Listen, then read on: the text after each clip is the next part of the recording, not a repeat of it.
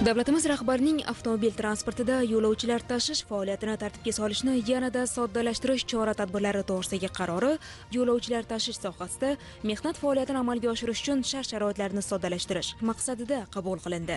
Qaror bilan 2022-yil 31-dekabrgacha tajriba tariqasida yakka tartibdagi tadbirkorlarga 4 o'rindiqli yengil avtotransportda yo'lovchi tashish faoliyati bilan shug'ullanish huquqi berilmoqda. Hujjatda taksi faoliyati bilan shug'ullanuvchi yakka tartibdagi tadbirkorlarga qo'yiladigan talablar belgilab qo'yildi. Ya'ni haydovchi 21 yoshga to'lgan va boshqaruvida 10 yildan ortiq bo'lmagan muddatda ekspluatatsiya qilinayotgan yengil avtomobil bo'lishi. Texnik xizmat ko'rsatish joylarida har 6 oyda kamida bir marta texnik ko'rikdan o'tishi. Xususiy klinikalarda yoki oilaviy poliklinikalarda oylik tibbiy ko'rikdan o'tishi lozim. Shuningdek, qarorga ko'ra yakka tartibdagi tadbirkor sifatida ro'yxatdan o'tish uchun bir martalik to'lov 245 ming so'm. Yo'lovchi tashishga litsenziya varaqasi uchun davlat boji yiliga 245 ming so'm hamda maxsus chiroq va stiker uchun 200 ming so'm. Qat'iy belgilangan soliq oyiga 150 ming so'm va ijtimoiy soliq oyiga 245 ming so'm. Tashuvchining javobgarlik sug'urtasi oyiga 30 ming so'm etib belgilandi.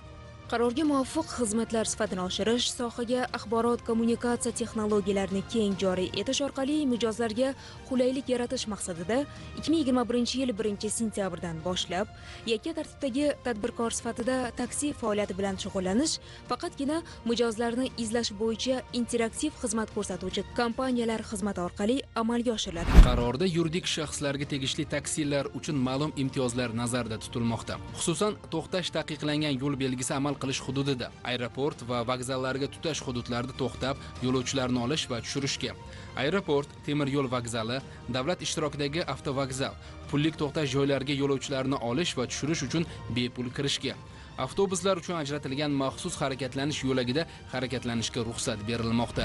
Hujjatda taksi faoliyati bilan shug'ullanuvchi yuridik shaxslar va yakka tartibdagi tadbirkorlarga tegishli avtotransport vositalari uchun yagona talablar qat'iy belgilab qo'yildi. Ya'ni, avtotransport vositasining tom qismiga to'q sariq rangli chiroq o'rnatish va unda taksi tanish belgisini aks ettirish, to'lovni amalga oshirish hamda bosib o'tilgan yo'lni elektron tarzda qayd etish imkoniyatini beruvchi maxsus ilovalarga ega moslamalar bilan jihozlash.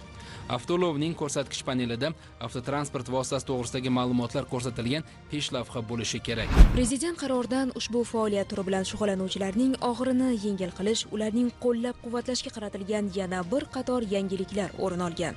Bunga javoban har bir taksi haydovchisi jismoniy va ruhiy sog'lom, muomala va xizmat ko'rsatish madaniyatini yaxshi o'zlashtirgan, eng muhimi qonuniy faoliyat yuritayotgan bo'lishi shart. Davlatimiz rahbarining mazkur qarori ana shu talablar asosida aholi bandligini oshirishga, xizmatlar bozorini rivojlantirishga, shuningdek, raqobat muhitini yaratishga xizmat qiladi.